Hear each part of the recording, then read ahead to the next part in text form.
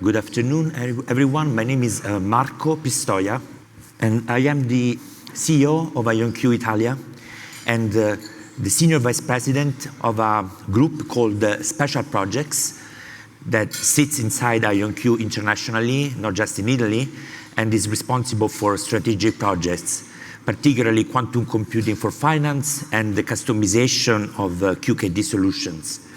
So today I'm going to describe a work that to me is very exciting and very important. The reason is the following.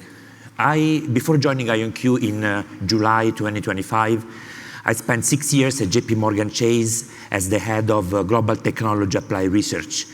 I'm very happy to see members of my old team at JP Morgan sitting here today. We created the largest quantum team at JP Morgan for a non-quantum computing company with over 100 people. And that says a lot about the importance of quantum computing for finance. Quantum computing was originally introduced for chemistry, like that's the original motivation behind quantum computing. But it turns out that quantum lends itself particularly well to financial applications for two reasons. The first reason, which I learned at JP Morgan, is that financial use cases are extremely complex. Like there was almost like no use case that was simple to solve. And they're all resolved through approximations. So this already says a lot about the applicability of quantum computing to financial applications. The second reason is that in finance, time is of the essence. Things have to be resolved in real time. So that's why quantum has been identified as an ideal solution for applications in banks, hedge funds, insurance companies, and so on. And the reason why I'm excited about this presentation that I'm giving you today is that among all the algorithms that I've written with my collaborators over the years, and the patents and everything that we did together, this is a very special solution that I'm very proud of. It was developed here at IonQ in collaboration with Marty Rodler, who is going to speak right after me, and a business partner, a technology partner of ours called the Kipu Quantum. And this is an extension of work that I did at JP Morgan, but now has become like a new work published by IonQ and Kipu. And as I said, that this is very exciting because this is the first time that I have an algorithm to present that runs on a real quantum computer today. So this is no longer one of those things that we heard in previous years. You know, quantum is coming. We need to wait another 5 years, another 2 years. Actually, quantum is really now. This algorithm runs on IonQ's quantum computer and beats the classical solution. So quantum advantage for real. And as you can see here, we have the end-to-end flow of this use case, which is portfolio optimization. For those of you who don't work in finance, I want to reassure you that this algorithm that I'm going to present works in reality for any optimization problem. So it may be for logistics, for chemistry, and so on. But the use case that we solved is portfolio optimization, which is like a textbook case for financial institutions. And as you can see, the end-to-end flow is hybrid. This is really common in quantum computing. We're never going to see a use case that is completely quantum. The way it works is that if you take the end-to-end flow of a financial application, or even an application in pharma or in logistics, you see that many times these applications don't run very well. They're approximated. That's how they're solved today, through heavy approximations. Some parts of the flow are okay. They work perfectly well on a classical supercomputer. But there is always a bottleneck somewhere, and that's the orange part in the middle. The bottleneck is what we replace with a quantum algorithm. So the end-to-end flow is indeed hybrid. And that's the reason why we collaborate, for example, with NVIDIA, because we want to leverage their classical supercomputer power. So we take, in this particular example, the S&P 500 data and 250 assets. 250 assets means something that a classical computer cannot solve, because it becomes as complex as 250 factorial, like a gigantic number. So we need to have, of course, like some people may say, but how do banks solve these problems today? As I said before, through approximations. So we take these 500 assets, then we apply an algorithm called random matrix theory. What this does, it understands the correlations between the assets. So again, all classical up to this point. Then we take into account how many qubits do we have. So we don't have enough qubits perhaps to run the entire use case, but what we do, we can partition the universe of assets into clusters. The clusters are bigger if we have more qubits. They're a little smaller if we have fewer qubits. So we partition the problem into subproblems. Then we run those subproblems on the IonQ quantum computer, and we recombine the solution in the last step. We do a hybrid refinement. And this algorithm runs better than the best well-known classical algorithm for portfolio optimization.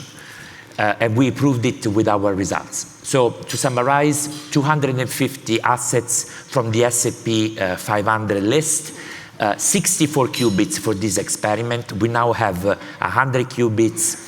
Soon we will have 256. Next year we're going to have 10,000. So you can see how much more powerful this algorithm becomes. And when I say 10,000, I mean 10,000 physical qubits with very high fidelity. And these 10,000 physical qubits are organized in such a way that we will have next year 800 logical qubits. So you will see that this algorithm next year will be even more powerful than what I am presenting today, but still working well. Niccolo mentioned our top-of-the-line 2-qubit gate fidelity, 99.99%, which means without even error correction, our qubits have extreme precision, which makes error correction a much easier task because we're starting already from high fidelity. When it comes to operations on a single qubit, we even have a higher fidelity, 99.9999. That's an incredible number that is not something that you can find anywhere else in the industry. And by the way, these numbers here, you don't have to trust us when we say this. These are published in scientific papers, so something that everybody can replicate. So by using this platform, this hardware, we took the assets, we organized them in clusters, and then we solved the problem, each subproblem on the IonQ quantum computer with 64 qubits, and then recombined the solution. Originally, we experimented with something called variational algorithms. On the left, it has been crossed out because we decided to step away from this type of algorithm. It used to be a good one when the computers were not really as sophisticated as they are now, but it turns out that this algorithm is extremely expensive, and additionally it relies on heuristics. So we moved to a different algorithm called, very complicated name, bias field digitized counter-diabatic quantum optimization. Besides the complexity of the name, this is an algorithm that works very well because it's not a heuristic algorithm. So it's something that you can analyze and you can understand why it gave you certain results, because it doesn't rely on assumptions, heuristical assumptions. At this point, I want to give you the results that prove that the solution is actually usable today. So on the table on the left, we have 3 columns: the classical approach, an intermediate execution on the IonQ quantum computer from last year with 36 qubits, and the one that we have today with 64 algorithmic qubits. So you can see that with the classical approach, there is no clusters. There's only one gigantic cluster. That's what people do today in banks or in other companies where optimization is actually a use case. So all the 250 assets are analyzed at once. And unfortunately, this comes with a price, the price of approximations that gives you not excellent results. What do we need to do in portfolio optimization? We need to maximize the revenue and minimize the risk. So we have two optimization routines running in parallel, and they need to satisfy each other. So having approximations doesn't help. So we go then to the intermediate experiment in which we had 36 qubits. So in this case, we were able to use clusters up to 36 assets because we need 1 qubit per asset. Of course, it doesn't necessarily mean that we can use all 36 qubits. Sometimes the correlations between the assets prevent us from using all the 36 qubits, or in the next column, all the 64 qubits. However, you can see that the decomposition error is higher already than what we obtained classically. And finally, in the third column, which is what we achieved with this new algorithm, we have the lowest possible error. And this is also represented in the graph on the right. On the x-axis, we have classical 36 qubits, 64 qubits, and you can see that the decomposition error goes down significantly. We can also verify, and we have a QR code here for people who want to read our scientific paper, just in case, but we were able to demonstrate empirically that our solution indeed does exactly what we expected it to do, and does it better than what the best well-known classical algorithm does. In other words, it maximizes the revenue and it minimizes the risk. As in a way that classical computer is completely surpassed. So this algorithm can already be executed in production and give better solutions to a financial institution. When we apply this algorithm to another industry sector where optimization is important, it can even be the pharma industry where optimization algorithms are used in many cases to compute the stability of a molecule.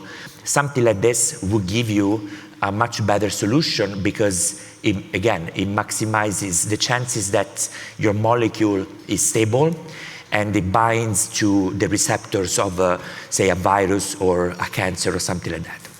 So I really appreciate your attention, and now I give the stage to my colleague and friend Martin Rodeler, who is going to go beyond finance and talk about the applicability of quantum to other industry sectors. Thank you.